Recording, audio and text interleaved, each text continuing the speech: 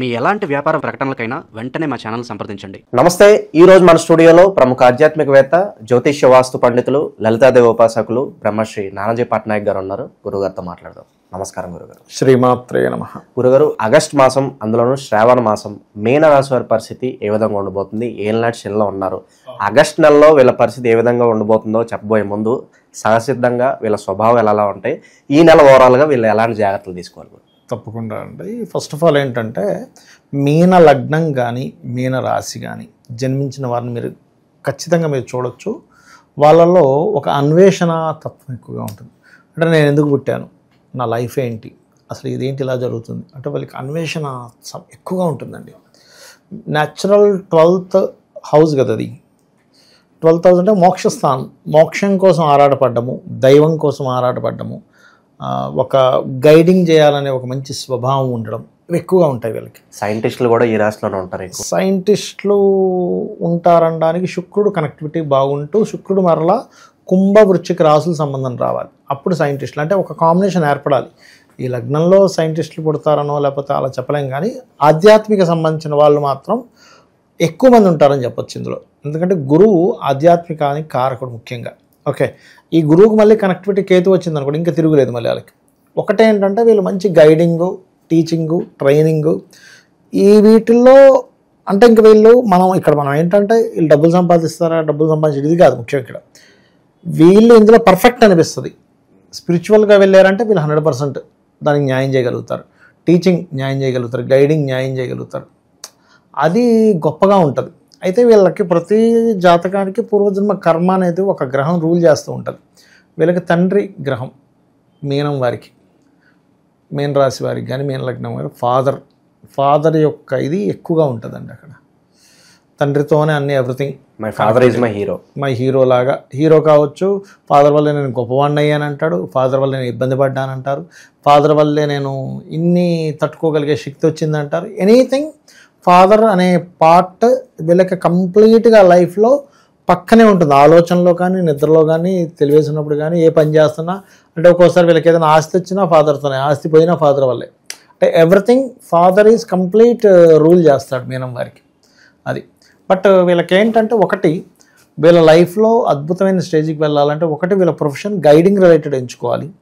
రెండవది రాజరాజేశ్వరి అమ్మవారి యొక్క ఆరాధన పరిపూర్ణంగా చేస్తుండాలి. ఇది ఇంకా వీళ్ళకి తిరుగులేదు. ఇంకోటి ఏంటంటే, ఇప్పుడు నడుస్తున్నటువంటి ఈ సంవత్సరాల పాటు కూడా వీళ్ళకి మీనం వారికి గణపతిని లేదా సూర్యుడిని, గణపతిని ఎంత చేస్తూ ఉంటే, ఇప్పుడు బ్లాకేజెస్ అంటారు, పూర్వజన్మ బ్లాక్స్ అంటారు, లేకపోతే బ్లాక్డ్ భాగ్యచక్ర అంటూ ఉంటారు, లేకపోతే కర్మ బ్లాకేజెస్ అంటారు. అవి క్లియర్ అవ్వడానికి ఛాన్సెస్ ఉంటాయి. అంటే మనకి ఏ ప్లానెట్ వచ్చి ఎక్కడుంది దాన్ని బట్టి వీళ్ళు ఏం చేసుకుంటే బాగుంటుంది అనేటువంటిది ఉంటుంది. మరి ప్రస్తుతం ఆగస్ట్ మాసం వీళ్ళ పరిస్థితి ఎలా ఉండబోతుంది? ఎలాంటి సిచ్యువేషన్స్ ఎదురయ్యే అవకాశాలు కనిపిస్తున్నాయి వాళ్ళకి?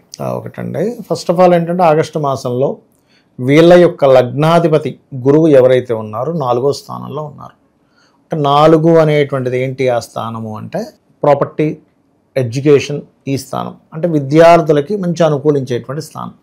రియల్ ఎస్టేట్ రంగాల వారికి ఇప్పుడు చూడండి, మధ్యవర్తిత్వంగా నమ్మిపిస్తారు, తద్వారా ధనం వచ్చేటువంటి స్థానంలో గురువు ఉన్నాడు.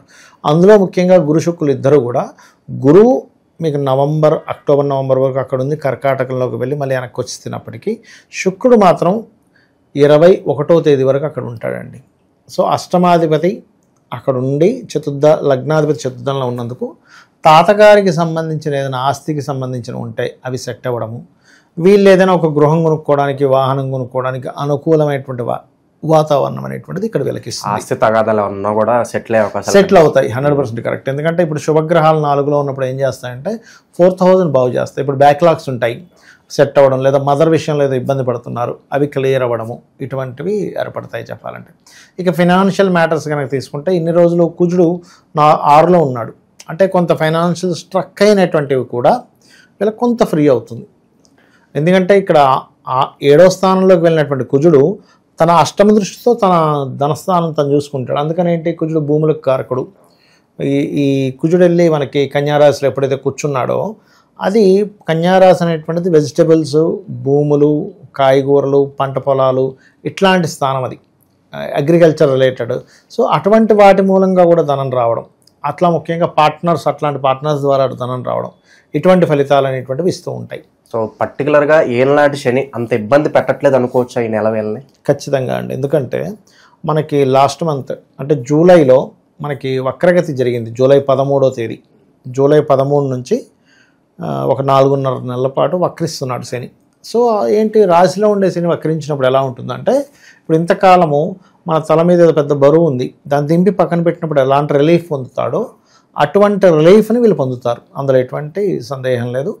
ఇక మరొక విషయం ఏంటంటే, ఇక్కడ గమనిస్తే కనుక వీళ్ళు కొంచెం నిర్ణయాలు తీసుకునేటప్పుడు ఈ ఆగస్టు మాసంలో 11, 12, 13, 14 తేదీలు మాత్రం కొంచెం జాగ్రత్తగా ఉండాలి. అందులో ముఖ్యంగా ఇన్వెస్ట్మెంట్స్ చేసే విషయంలో 11, 12 తేదీలు మరింత జాగ్రత్తగా ఉండాలి వీరు. శుభకార్యాలకు ఎంతవరకు ఆస్కారం ఉందంటారు?